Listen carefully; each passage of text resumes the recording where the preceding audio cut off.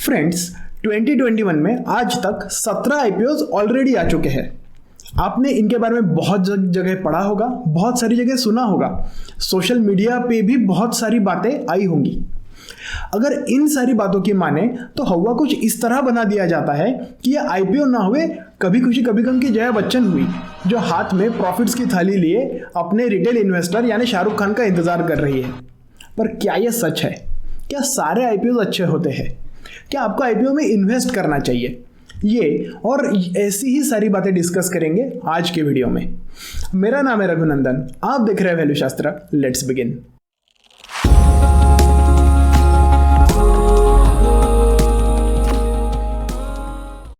सबसे पहले समझते हैं कि आईपीओ का मीनिंग क्या होता है। आईपीओ यानी इनिशियल पब्लिक ऑफरिंग। अब ये इनिशियल पब्लिक ऑफरिंग क्या होता है? ये वो इवेंट होता है जहां पे एक प्राइवेट लिमिटेड कंपनी पब्लिक होती है। यानी क्या? तो इस इवेंट में कंपनी के जो ओनर्स होते हैं वो अपना मालिकाना हक, वो अपना ओनरशिप शेयर डाइल्यूट करके शेयर स्टॉक मार्केट में बेचते हैं। आईपीओज एक बहुत रिस्की इन्वेस्टमेंट होता है। क्यों? क्योंकि जनरली रिलेटिवली नई कंपनीज ही आईपीओ लाती है।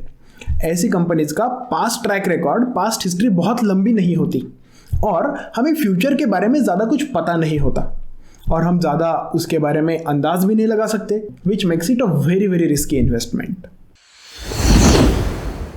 How can you invest in an IPO? So generally उसमें दो वेज होते हैं। पहला, तो जब ये आईपीओ ओपन होता है तो आप शेयर के लॉट के लिए अप्लाई कर सकते हैं। What is the lot of share?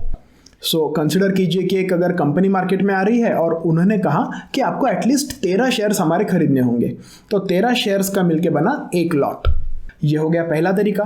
दूसरा तरीका हुआ कि आपको जितने भी शेयर्स खरीदने हैं वो आप लिस्टिंग डे के दिन, यानी जब वो स्टॉक मार्केट में लिस्ट होगा उस दिन 9:30 बजे के बाद खरीद सकते हैं। फिर आप 1, 2, 3 कितने भी खरीद सकते हैं।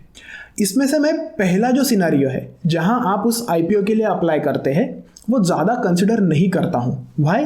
क्योंकि मैं उसे कहता हूं it is a game of luck. अगर कोई अच्छी कंपनी आती है तो रिटेल कैटेगरी में वो IPO multiple times over subscribe हो जाता है। कितने टाइम्स? तो एक एग्जांपल बताता हूं आपको। नज़ारा टेक नाम की एक कंपनी थी जिसका आईपीओ आया था मार्च 17, 2021 को। वो कितने टाइम्स ओवर सब्सक्राइब हुआ? 75 टाइम्स। यानी एक लॉट के लिए उनके पास 75 रिटेल इन्वेस्टर्स लाइन लगा के खड़े थे। सेकंड फैक्टर, एक जो लॉट होता है उसका अप्रोक्सीमेट वैल्यू होता है कुछ 14 से 15 हज़ार के बीच। तो वैसे भी आपको लॉट मिलना मुश्किल है। अगर एक आध लॉट मिल भी गया, जहां प्रोबेबिलिटी आपको एक ही लॉट मिलने की ही ज़्यादा है, तो आप कितना ही इन्वेस्ट कर पाएंगे? बस 15,000। उससे ऊपर आप आईपीओ में जब अप्लाई करते हैं तो इन्वेस्ट नहीं कर पाते हैं। दैट इज़ वाई हमारा जो सेकंड सिनारियो होता है that is the most probable and that is the first tangible chance of investment that you get in an IPO. But उस टाइम क्या होता है, चलिए देखते हैं। अब आ जाते हैं हमारी पहली टेंजिबल अपॉर्चुनिटी पे, which is listing day 9:30 AM। इस वक्त जो स्टॉक की प्राइस होती है उसे कहा जाता है लिस्टिंग प्राइस। देखते हैं हमारे जो टॉप 6 स्टॉक्स थे, टॉप 6 आईपीओस थे, उनकी क्या कंडीशन है। First, MTAR technologies. इनका लिस्टिंग प्राइस था 1121 रुपीज़। करंट प्राइस कितना है? 1042 rupees, which is a loss of 7%। Nazara take, listing price है 1990 रुपीज़, करंट प्राइस है 1639 rupees, loss of -18%। Indigo paints, listing price है 2607 रुपीज़ एंड करंट प्राइस है 2379 rupees, again loss of -9%। Nureca, this is one of the companies जो अभी भी positive में है। Listing price था 615 रुपीज़ एंड करंट प्राइस है 707 rupees, which is a gain of 15%। Heranba, listing price है 900 rupees, current price 665 rupees, which is a loss of -26%। Finally Stove Kraft, another company जो green में है। Listing price 445 rupees, current price 504 rupees. On an average top 6 gainers जो थे उन्होंने -5% lose किया है from the listing price. Now you understand क्या हुआ है? एकदम इन्होंने वक्त बदल दिया, जज्बात बदल दिए, जिंदगी बदल दी।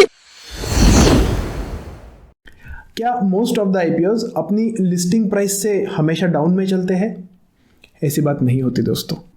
Buying in an IPO is like buying a second hand car. पहले ओनर को कार की सारी खूबियां और खामियां दोनों पता होती है। नए ओनर को वो हमेशा सिर्फ खूबियां बताता है और खामियां छुपा ले जाता है। अब एज एन इन्वेस्टर ये आपकी ड्यूटी है कि आप उस कंपनी को अच्छे से समझें। If you are not an expert then get advice from an expert, understand that company. देखिए कि वो आपकी रिस्क एपेटाइट को सूट करता है या नहीं, और फिर इन्वेस्ट कीजिए। And I would say wait for right time. अभी जो मैंने 6 कंपनीज का एग्जांपल दिया, ऐसा नहीं है कि वो हमेशा रेड में चलेंगी, वो भी ऊपर उठ सकती है, provided you purchase them at the right price. वो भी आपको प्रॉफिट दे सकती है, विच इज़ वाई बहुत डिटेल्ड स्टडी की ज़रूरत होती है कोई भी आईपीओ में इन्वेस्ट करने से पहले। अगर आपने वो स्टडी कर लिया तो प्रॉफिट आपका, वरना पैसा आपका, फैसला आपका। उम्मीद है आपको अब आईपीओ के बारे में कुछ ऐसी चीज़ें पता चल गई होगी जो जनरली लोग डिस्कस नहीं करते। जनरली लोग नेगेटिव साइड ही छुपा के ले जाते हैं, और अब आप एक वाइज डिसीजन ले पाएंगे। अगर आपको ये वीडियो पसंद आया है तो you know what to do, like, share and subscribe.